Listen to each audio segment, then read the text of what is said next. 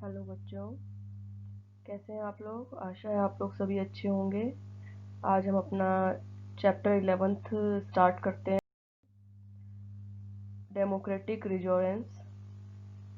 इसका कंटेंट है जिसमें मैंने आपको पहले बताया था, एक वीडियो मैंने पहले इसका अपलोड किया था, जयप्रकाश नारायण और उनका टोटल रिवॉल्यूशन। ये टॉपिक हम इसमें कवर कर चुके हैं। कंटेंट आपको सामने दिखाई दे रहा है। और नेक्स्ट कंटेंट है राम मनोहर लोहिया और सोशलिज्म, यानी राम मनोहर लोहिया और उनका समाजवाद।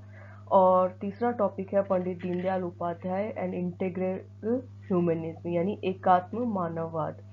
तो आज हम अपने इस वीडियो के अंदर नेक्स्ट 2 टॉपिक्स को कवर करेंगे। मैंने पहले ही बताया था, ये 3 नए थिंकर जो हैं, नए विचारक हैं, इनका जो ऐड है वो एनसीईआरटी की बुक में इनको किया गया है। तो हम इन्हें ध्यान से देखेंगे। ये नए टॉपिक हैं, इनमें से प्रश्न जरूर आएगा सीबीएसई में, इसीलिए इससे पहले वाले वीडियो को और इस वीडियो को बहुत ही ध्यान से आप लोग देखें और समझें इन विचारकों को। तो हम अपना आज का टॉपिक स्टार्ट करते हैं, राम मनोहर लोहिया एंड सोशलिज्म, यानी उनका समाजवाद।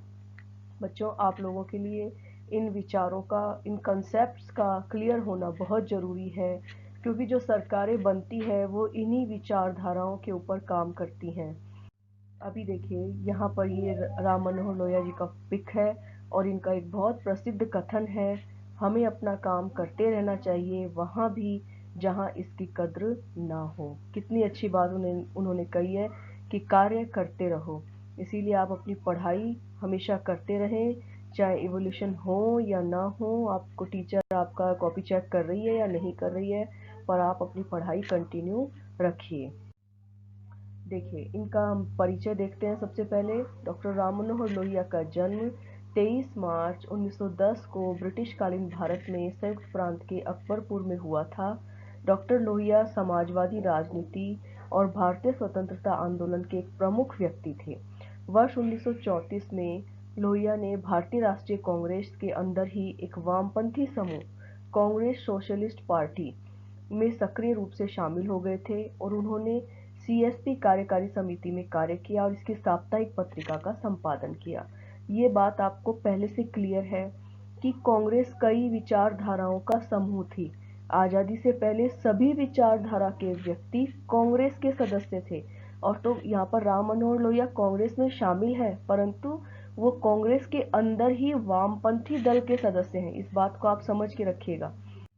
फिर आगे देखिए, उनके इंट्रोडक्शन में उन्होंने द्वितीय विश्व युद्ध में ग्रेट ब्रिटेन द्वारा भारत को शामिल करने के निर्णय का विरोध किया। यानी सेकेंड वर्ल्ड वार में जब हम ब्रिटेन की तरफ से लड़े थे तो इस चीज़ का प्रोटेस्ट उनके द्वारा किया गया। और इसी के चलते वर्ष 1939 तथा वर्ष 1940 में ब्रिटिश विरोधी टिप्पणी के लिए उनको गिरफ्तार कर लिया गया। लोहिया ने अन्य सीएसपी नेताओं के साथ मिलकर वर्ष 1942 में भारत छोड़ो आंदोलन के लिए समर्थन जुटाया। अब देखो, ये उस समय की बात है जब 1942 के अंदर क्विट इंडिया मूवमेंट जो गांधी जी ने शुरू किया था, उसको शुरू करने के साथ ही क्या हुआ कि सारे कांग्रेसी, बड़े बड़े कांग्रेस के नेताओं को, लीडर्स को जेल में डाल दिया गया। तो कुछ कुछ जो नेता थे वो बाहर रह गए थे, उन्हीं में से राम मनोहर लोहिया थे। और इन्होंने अंडरग्राउंड रहकर क्विट इंडिया मूवमेंट का संचालन किया था। राम मनोहर लोहिया, अरुणा आसफ अली, ये सब उस समय के नाम थे जिन्होंने भारत छोड़ो आंदोलन चलाया भूमिगत होकर। वर्ष 1948 में लोहिया तथा अन्य सीएसपी सदस्यों ने कांग्रेस छोड़ दी। अब देखो, ये कांग्रेस में कब तक शामिल है, जब तक भारत आज़ाद नहीं हुआ। 43 में भारत आज़ाद हुआ और उसके बाद इन्होंने कांग्रेस पार्टी छोड़ दी और वर्ष 1952 में प्रजा सोशलिस्ट पार्टी के सदस्य बने और कुछ समय के लिए इसके महासचिव के रूप में इन्होंने कार्य किया। किंतु पार्टी के भीतर मतभेदों के कारण वर्ष 1955 में इन्हें त्यागपत्र देना पड़ा। यानी आपस में इनके अंदर फूट हो गई और उसके चलते इन्होंने वो पार्टी छोड़ दी। राजनीतिक अधिकारों के पक्षधर रहे डॉक्टर लोहिया ऐसी समाजवादी व्यवस्था चाहते थे जिसमें सभी की बराबर की हिस्सेदारी रहे। वह कहते थे कि सार्वजनिक धन समेत किसी भी प्रकार की संपत्ति पर प्रत्येक नागरिक के लिए होनी चाहिए, यानी पब्लिक प्रॉपर्टी को ज़्यादा इंपॉर्टेंस देते थे वो। उन्होंने एक ऐसी टीम खड़ी की जिसमें समाजवादी आंदोलन का असर लंबे समय तक महसूस किया जाए। डॉक्टर लोहिया रिक्शे की सवारी नहीं करते थे और कहते थे कि एक आदमी का एक आदमी को खींचे यह अमानवीय है। यानी उन्होंने मजदूरों, श्रमिकों, किसानों आदि का बहुत साथ दिया और उनके समर्थन के अंदर नीतियां बनाने का पक्ष रखा। अब जब हम उनके समाजवादी विचार पढ़ते हैं तो उनके प्रमुख समाजवादी विचार क्या निकल के आते हैं कि भारत में समाजवादी विचारधारा को उन्होंने एक आंदोलन का स्वरूप प्रदान किया तथा उसे प्रभावी रीति से प्रचारित करने वाले चिंतकों में डॉक्टर राम मनोहर लोहिया का नाम प्रमुख रूप से लिया जाता है। वे एक गांधीवादी चिंतक, राजनीतिज्ञ, इतिहासकार, अर्थशास्त्री, दार्शनिक तथा विख्यात लेखक थे। जीवन में प्राय सभी पक्षों पर उन्होंने गहन चिंतन किया तथा भारतीय परिस्थितियों में इसे व्यावहारिक बनाने के उपायों का सफलतापूर्वक आजीवन अन्वेषण किया। यानी उन्होंने केवल विचार नहीं दिए बल्कि उन्होंने ये एक्सप्लेन किया कि इन विचारों को प्रैक्टिकली समाज में लागू कैसे किया जा सकता है, ये उपाय ढूंढे उन्होंने। डॉक्टर लोहिया गांधीवादी थे लेकिन उनके विचारों में उग्रता थी। देखो यहाँ पर एक प्रश्न बन रहा है कि गांधी और लोहिया में अंतर क्या है। तो गांधीवादी है, गांधी के विचारों के समर्थन करते हैं, परंतु उग्रता, गांधी के विचारों में उग्रता नहीं थी। गांधी शांतिवादी थे, वे क्रांतिकारी थे। कौन? राम मनोहर लोहिया। लेकिन उनके विचारों में असाधारण रचनात्मकता थी। वे एक विख्यात तथा सक्रिय राजनीतिज्ञ थे। अब गांधी जी सक्रिय राजनीतिज्ञ नहीं थे, पॉलिटिशियन नहीं थे गांधी जी, किंतु उनकी शैली एवं कार्यों में के सिद्धांतों के प्रति असाधारण लगाव ने उन्होंने समाजवाद के महान उद्देश्यों की भारतीय संदर्भों में व्याख्या की तथा उसे व्यावहारिक बनाया। उन्होंने समाजवाद का वो रूप प्रस्तुत किया जो भारत में अप्लाई किया जा सकता है, मतलब जिसको इंडिया एक्सेप्ट कर सकता है। उन्होंने उसके लिए उपाय बताए। ठीक है, अब देखो उनका सप्त क्रांति का सिद्धांत। आप यहाँ पर समग्र क्रांति जयप्रकाश नारायण की पढ़ चुके हैं, उसी से मिलता जुलता उन्होंने कंसेप्ट दिया जिसे सप्त क्रांति का सिद्धांत कहा जाता है। उन्होंने कहा कि भारतीय समाज को 7 प्रकार की क्रांति की जरूरत है। कुछ कुछ चीजें मिलती है, पर जयप्रकाश नारायण की लैंग्वेज और उनका जो समग्र क्रांति का सिद्धांत है वो थोड़ा सा अलग है। ठीक है, और ये थोड़ा सा अलग है, तो इसके पॉइंट भी आपको ध्यान रखने होंगे। डॉक्टर लोहिया अनुभव करते थे कि किसी एकजुट कार्यक्रम के अभाव में भारत में प्रतिपक्षी दल आपस में लड़ते रहते हैं, जिसका लाभ सत्तारूढ़ दल को अनायास ही प्राप्त हो जाता है। उन्होंने समाजवाद के सार्वभौमिक 7 सिद्धांतों को व्यावहारिक रूप देने की बात कही थी। और ये 7 सिद्धांत क्या थे? नंबर 1, स्त्री पुरुष समानता को स्वीकृति। वो मानते थे कि सबसे पहले तो स्त्री पुरुषों को समान माना जाए, जेंडर का जो भी डिस्क्रिमिनेशन है वो खत्म किया जाए। जाति संबंधी तथा जन्म संबंधी असमानता की समाप्ति। जाति प्रथा को वो भारतीय समाज के लिए कलंक मानते थे। रंग भेद पर आधारित असमानता की समाप्ति, यानी रंग भेद बिल्कुल मत करो, आप अपने गोरों को अपने से सीनियर, अपने से सुपीरियर मत समझो।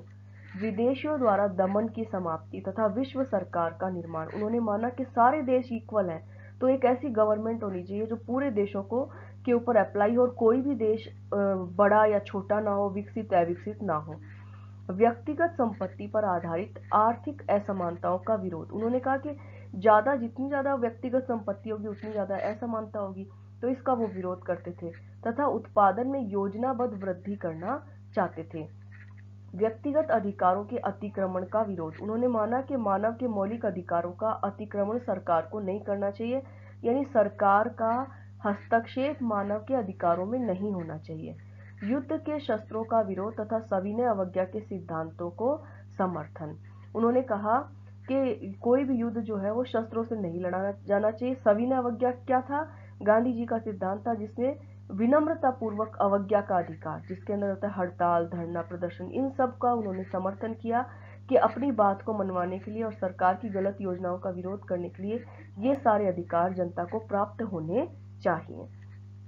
अब देखिए, जो एक प्रश्न आपके आता है राम मनोहर लोहिया का, वो है चौखंबा राज्य की परिकल्पना। इसको चौबुर्जा राजनीति भी कहा जाता है। चौबुर्जा राज्य, चौबुर्जा यानी 4 खंबे जिसके होते, 4 बुर्ज होते हैं जिसके। तो डॉक्टर लोहिया ने 4 स्तंभों वाले राज्य की परिकल्पना प्रस्तुत की। उन्होंने कहा कि कोई भी एक देश होता है, एक राज्य, राष्ट्र होता है, उसके 4 खंबे होते हैं और वो क्या होते हैं? गांव, मंडल, प्रांत तथा केंद्र, यानी 4 स्तर हैं जैसे आप लोगों ने 11th में पढ़ा था कि हमारा जो स्थानीय शासन है उसमें आपने पढ़ा था कि गांव होता है, फिर उसके बाद मंडल स्तर होता है, तहसील होती है, फिर जिला स्तर होता है, और उसके बाद राज्य होता है और केंद्र होता है। तो उसी तरीके से इन्होंने गांव, मंडल, प्रांत और केंद्र 4 स्तंभ बताए। अब ये क्या कहते हैं कि उन्होंने कहा कि इस राज्य में केंद्रीकरण तथा विकेंद्रीकरण की परस्पर विरोधी माने जाने वाली विचारधाराओं का समन्वय करने का प्रयास किया गया। यानी क्या होता है कि जब हम सत्ता का विभाजन करते हैं तो नीचे वाले स्तर को कम से कम अधिकार मिलते हैं और केंद्र शक्तिशाली हो जाता है। तो केंद्रीकरण कितना होना चाहिए और विकेंद्रीकरण कितना होना चाहिए, ये सवाल सबसे बड़ा होता है। और लोकतंत्र वहां पर होता है जहां सबसे ज्यादा विकेंद्रीकरण होता है, यानी सत्ता जो है वो बटी हुई होती है। तो उन्होंने इस व्यवस्था के अंतर्गत गांव, मंडल, प्रांत तथा केंद्र सभी के महत्व को स्वीकार किया तथा उन्हें एक कार्यमूलक संघवाद की व्यवस्था के अंतर्गत एकीकृत कर दिया जाए, ऐसी कल्पना उन्होंने की। इस राज्य में स्तंभ का संगठन इस प्रकार किया जाएगा कि सभी स्तंभ एक सूत्र से बंधे रहेंगे, यानी चारों एक होंगे। और उसके लिए क्या किया उन्होंने, ऐसे में राज्य में कलेक्टर जैसा नौकरशाही सत्ता का प्रतीक पद समाप्त कर दिया जाएगा। अभी क्या होता है कि सत्ता का बंटवारा है, पर जिले के अंदर जिलाधीश होता है, और जिलाधीश कहाँ से आता है, केंद्र से आता है। और सारे के सारे सबसे, आप देख लीजिए आप कि डिस्ट्रिक्ट लेवल पे जाके कलेक्टर सबसे पावरफुल माना जाता है, और कलेक्टर कहाँ से आया है, केंद्र से आया है, कि उसके पास सबसे ज्यादा सत्ता है, शक्ति आती है, वो है, अधिकार है। तो क्या हो गया, वो एक डोमिनेटिंग वो हो गया, शक्तियों का केंद्रीकरण का सिद्धांत हो गया।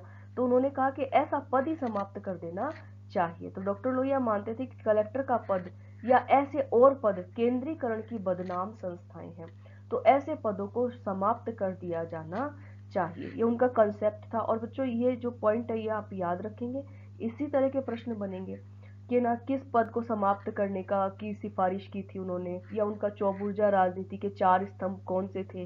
तो ये चीज कंसेप्ट आप क्लियर करके और याद कर लें और नोट डाउन कर लें अपनी कॉपी में।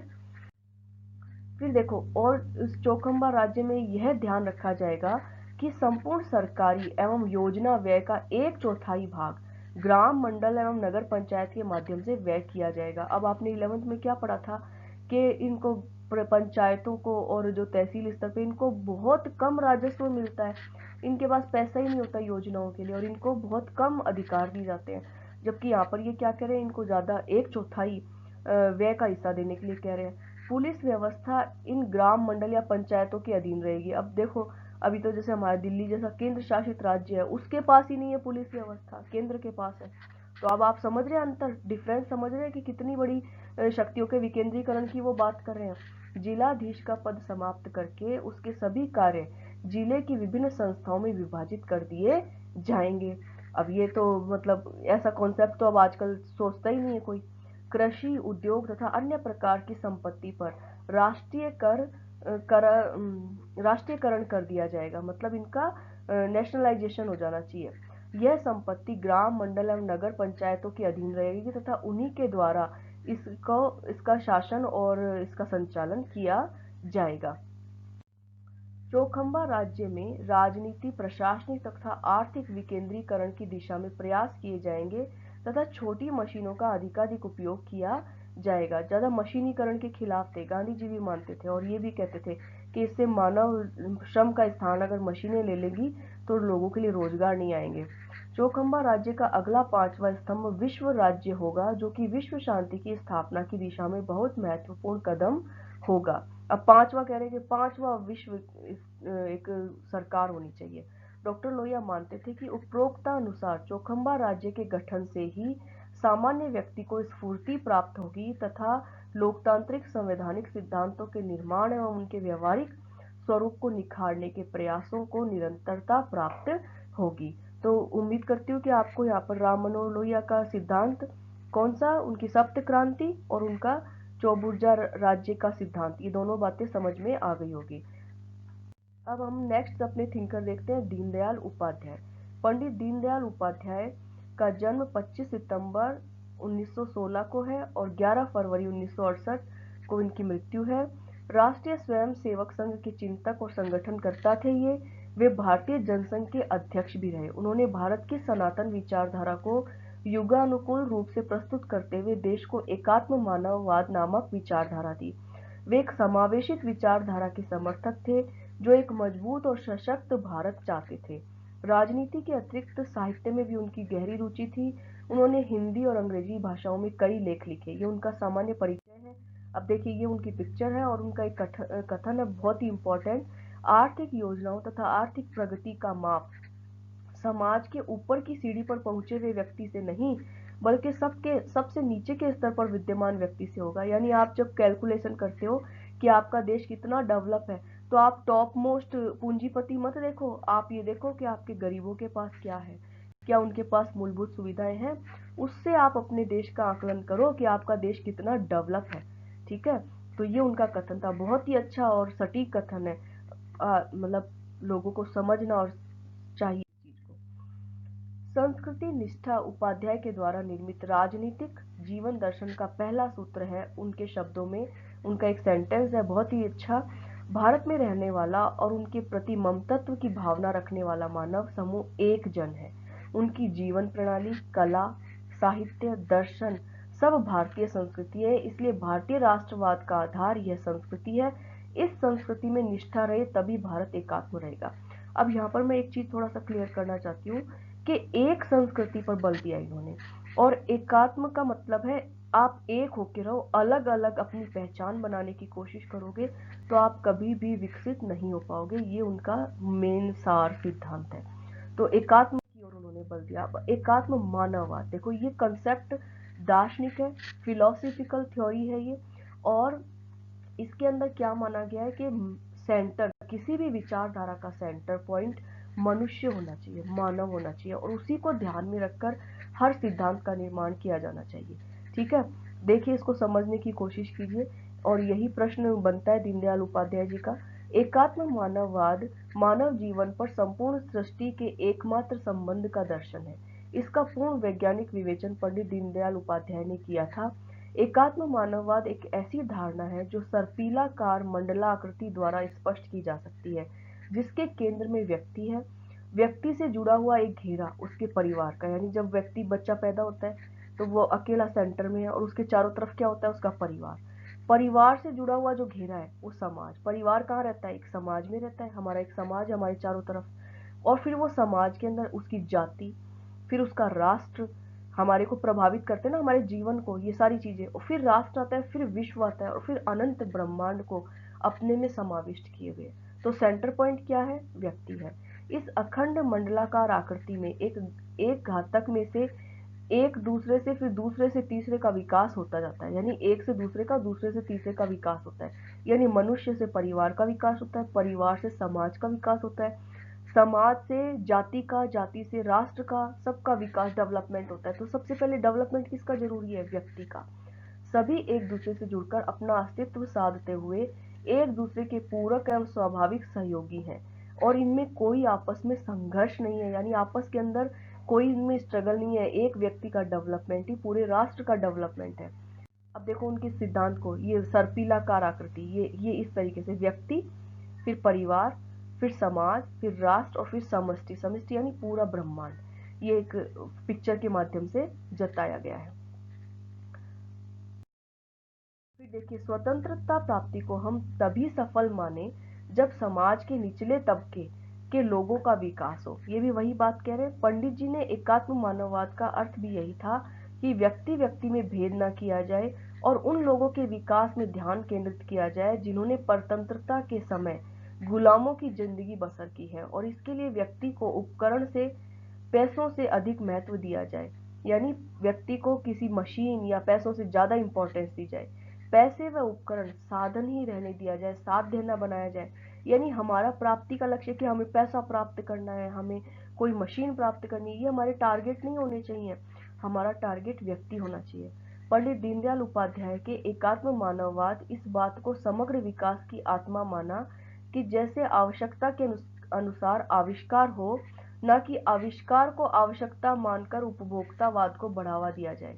कितनी बड़ी बात कही है। अब आजकल तो क्या हो रहा है, आजकल तो आविष्कार ज्यादा इम्पोर्टेंस है। मतलब आप खूब नई नई मशीनों का आविष्कार करो जिनकी हमें आवश्यकता भी नहीं है, तब भी करो। और इससे क्या होगा, इससे उपभोक्तावाद को, पूंजीवाद को बढ़ावा मिल रहा है, जबकि वो ऐसा नहीं चाहते थे। उन्होंने कहा ऐसा होने पर क्या होगा, पूंजीवाद को बढ़ावा मिलेगा, और आज वही हो रहा है। धन का विवेक पूर्वक विनिमय होना आवश्यक था, परंतु स्वतंत्रता प्राप्ति के बाद जन कल्याण की जगह पर व्यक्तिगत जन कल्याण के लिए उपयोग होने लगा, जो एकात्मवाद के विपरीत है। यानी व्यक्ति का प्रयोग होने लग गया जन कल्याण के लिए। विकास को हम किस रूप में देखें, यह मुख्य बात होनी चाहिए, पर यहाँ पर हमसे चूक हो गई। इस पर पंडित जी का मानना है कि स्वाभिमान की रक्षा करके ही हम अपनी सभ्यता, संस्कृति, आदर्श, नैतिकता की रक्षा कर सकते हैं, अन्यथा हमारा मनोभाव तो इसके विपरीत होगा। मतलब क्या है कि डेवलपमेंट के लिए, नौकरी के लिए, पैसे के लिए इंसान अपने आत्मसम्मान को, अपनी नैतिकता को, अपने सांस्कृतिक मूल्यों को, अपनी परंपराओं को भूल जा रहा है। तो ऐसा नहीं होना चाहिए। व्यक्ति का अंतिम टारगेट उसका सेल्फ रेस्पेक्ट, उसकी संस्कृति, सभ्यता होनी चाहिए। एकात्म मानववाद का उद्देश्य केवल बहुजन हिताय, बहुजन सुखाय नहीं है, उसका उद्देश्य समग्र मानव जाति का हिताय, सुखाय। एकात्म मानववाद का सिद्धांत यह सिद्ध करता है कि अर्थ, धर्म और राजनीति एक दूसरे के पूरक हैं। यानी धर्म, अर्थव्यवस्था, धर्म और राजनीति सब एक दूसरे से जुड़े हुए हैं। एक के बिना दूसरा अधूरा ही नहीं, खतरनाक भी हो सकता है। धर्म के पोषक व्यक्ति के पास अगर एक सीमा तक धन, अर्थ न हो तो अपने पेट को भरने के लिए चोरी डकैती जैसे पाप कर्म भी उसे करने पड़ सकते हैं। देखो वो क्या कह रहा है कि अगर मान लो कोई धर्म है, कोई साधु संत है, अब उसके पास पैसा नहीं है अपना भोजन लेने के लिए, तो वो कुछ भी गलत काम करेगा। उस स्थिति में वह धर्म की रक्षा नहीं कर सकता। ठीक यही हाल राजनीति का है। अगर धर्म विहीन राजनीति पथ भ्रष्ट होगी, मतलब अगर धर्म नहीं है तो आप राजनीति में ये इनके प्रकार सत्ता प्राप्ति में लग जाओगे और कुछ भी करते रहोगे आपके, क्योंकि मॉरल्स तो है ही नहीं आपके पास। तो इसमें दो राय नहीं, क्योंकि उन्हें पाप पुण्य का भय नहीं होगा और स्वार्थ सिद्धि का ही जरिया बनेगा। इसमें दो मन दो राय नहीं है। ठीक है, कंसेप्ट समझ में आ रहा है कि अर्थव्यवस्था, धर्म और राजनीति तीनों को उन्होंने एक दूसरे से जुड़ा हुआ माना है। पंडित जी ने एकात्म मानववाद का सिद्धांत 1961-62 में प्रतिपादित किया। उन्होंने जब ये देखा कि भारत अनियंत्रित विकास की ओर बढ़ रहा है, यानी जिस पे कंट्रोल नहीं है, स्वार्थपरता का जरिया बन गया है, लोग इसमें संपदा और संप्रभुता को अपना निजी संपत्ति मान रहे हैं, उनके भीतर का एकात्म मानववाद जाग उठा। एकात्म मानववाद एक विचार नहीं, एक आंदोलन है। पंडित जी का उद्देश्य था कि भारतीयों की आत्मा जागे, पुनः अपनी सभ्यता, संस्कृति, संस्कार के आधार पर वह प्रत्येक व्यक्ति के हित चिंता का विकास करे। यानी पूंजीवाद की ओर से कंक्लूजन, इसका सार क्या है बच्चों, कि पूंजीवाद की ओर से वो मनुष्य को धर्म, राज और संस्कृति, सभ्यता की ओर ले जाना चाहते थे। भारतीय सभ्यता, संस्कृति जो वैदिक संस्कृति थी उसको पुनः स्थापित करना चाहते थे। वो चाहते थे कि हम मशीनीकरण, पूंजीवाद, औद्योगिकरण, इनकी दौड़ में शामिल होकर अपनी संस्कृति को ना भूलें। ठीक है, तो आशा करती हूँ कि आपको ये तीनों थिंकर अब समझ में आ गए होंगे और आपको इन तीनों के प्रश्नों को करने के लिए मटेरियल भी इन वीडियोस के जरिए मिल गया होगा। तो आप तब तक नेक्स्ट वीडियो का वेट करें और अपनी पढ़ाई मन लगा के करें, घर पर रहें, सुरक्षित रहें और खुश रहें।